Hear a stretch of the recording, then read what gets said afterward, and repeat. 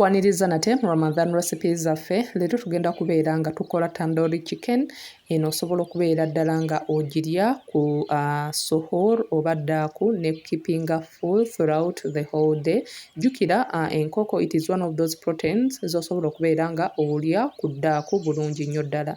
So abeera nga ogifuna bw'otyo nga bw'olaba. Mu eno recipe tubeera nga tukozesa enkoko zino ezigonda ze bayita ba broilers ya ndowooza. So ezo enkoko z'obeera nga okozesa mu this recipe lwa nsonga kyangu amangu okujja, ekirala nti tekitwala time nene, n'ekirala nti no gaba gagonda bulungi nnyo. Tuoba ogibekinze mu oven eba ejja kuvaayo nga eyidde bulungi nnyo nga tetutte budde bungi ate ng'esigadde egonda, ekitali ku zino zi off layer zaffe. So beera ng'ogifuna bw'otyo nga bw'olaba. Mbeera nga nsooka ne ngisalamu ku mugongo eno n'obeera nga nziggyako ako kapaati mbeere nga ngisalamu ebifi eby'enjawulo.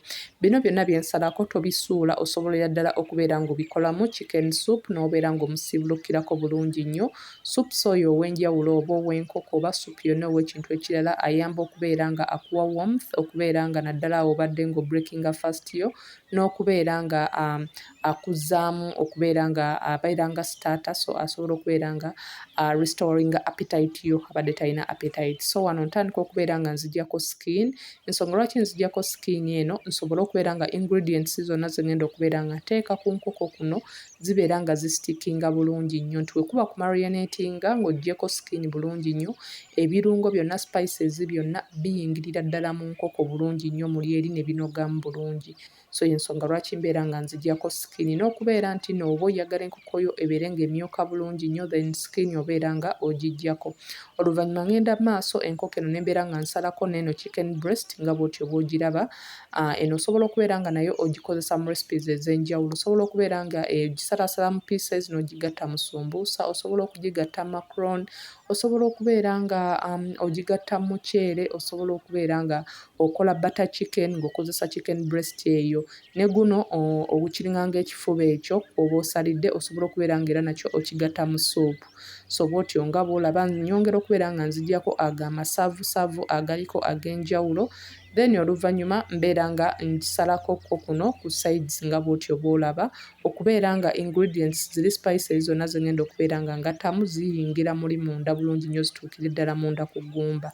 So wano mbeera nga ze zino spices ze nasazeewo okubeera nga nkozesa mu kubeera nga marinatinga. Ninamu plain yogurt, ninamu rosemary, ninamu dried herbs, ninamu omunnyo, ninamu paprika, mulimu turmeric, mulimu so ingredients za njawulo. Then wano mbeera nga ngattamu the red food color. Red food color eno egenda kubeera nga ewa eyo color eya red obulungi ennyo egenda okubeera nga egenda ku zino enkoko. But as well osobola okubeera ng'okozesa paprika ng'aweerako ka red food color, n'okozesa katono, n'okozesa ginger and garlic paste oba ogobadde oyina, then nakozesezaamu ne ku Royco.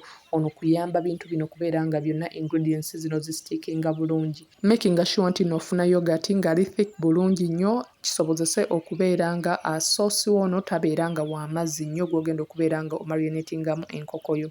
So wano oluvannyuma mbeera nga enkoko ntandika okubeera nga ngirwapingamu bulungi nnyo muli eri munda bw'otyo nga bw'olaba. Osobola okubeera ddala ng'ofuna gloves n'obeera nga wano enkoko obeera ng'ogikyusa muli munda mwonna esobole okubeera nga ennyikira sauce ono yonna asobole okubeera nga agiyingira muli munda.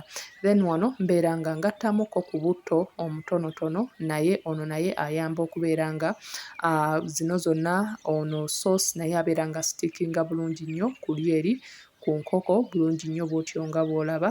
So tugenda kubeera nga eno osobola okubeera ng'okikola nga like ekiro kya leero ng'enkera bw'ogenda okubeera nga ofumba enkoko y'eno. Oba osobola okubeera nga okola ku makya then olweggulo n'obeera ng'enkoko yo ogiteekamu bulungi nnyo mu oven. Bw'omaliriza okubeera ng'omarinatinga enkoko eno gibikkeko ne ka cling film giteeke mu fridge emalemu okumalira ddala essaawa eziwera. Then wano mbeera nga preheatinga oven at 180 degrees Celsius sides zombi nga bwentyo bwe nabalaga batyo preheatinga oven bw'otyo nga bw'olaba. Osobola okulaba nti wano katunudde mu 180, then ne wano mu side mwe katunudde kiba kitegeeza kali mu kubeera nga preheatinga sides zombi. So oluvannyuma lw'essaawa ezo ng'enkoko eri mu fridge mbeera nga kati ngiggyayo ne ngigatta ku kano ka oven tray ke ŋŋenda okubeera nga ngibeekingirako bw'otyo nga bw'olaba. Mbeera nga kuno ŋŋenda mu maaso okubeera nga nnyongerako soosi oyo, then tugenda kubeera nga muno tugibeekinga okumalira ddala eddakiika nga 3. Era wano eri ggwe abaayagala okubeera ng'ogikalirira osobola okubeera nga naawe ogiteekako wali eri bulungi nnyo ku ssigiri. So oluvannyuma lw'eddakiika 3 osobola okulaba mbeera nga ngiggyayo ne mbeera nga ngiddamu ne nginnyika mu soosi bulungi nnyo because yabadde yasigaddemuko muno mu bbawero mwe nakozesezza. Oluvannyuma ne mbeera nga ngizzaako kuli eri era ne ngiddamu ne mbeera nga ngibeekinga bulungi nnyo paka ng'emyusa. Osobola okubeera ng'era ogenda mu maaso muli nga bw'ogenda ogikyusaako. Before you know it, okumala essaawa nga nnamba nga ogibeekinze for 30 minutes n'omala n'ogizzaamu, ebeera nga eyidde ng'eri ready okubeera nga ogiservinga. Eri soft bulungi nnyo because zino enkoko zibeera zigonda, but please for this recipe tokozesa enkoko zino zi off layer because ojja kubeera disappointed. Eri soft and flavorful ate osobola okubeera ng'ogiservingirako any sauce of your choice n'obeera ng'ogienjoyinga ne family yo. Until next time, osobola chicken breast oli okumukolamu this honey and garlic chicken. Osobola okubeera nga chicken wings ziri ozikolamu ozifryingamu chicken wings ezo ne other recipes endala. Until next time, thanks for watching, like, share and subscribe.